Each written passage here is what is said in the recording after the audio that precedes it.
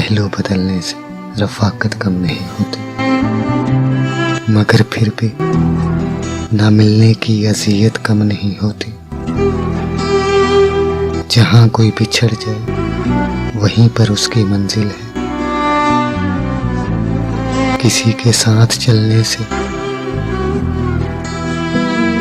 मुसाफत कम नहीं होती। हमारे दुश्मनों में चाहने वाले भी शामिल हैं।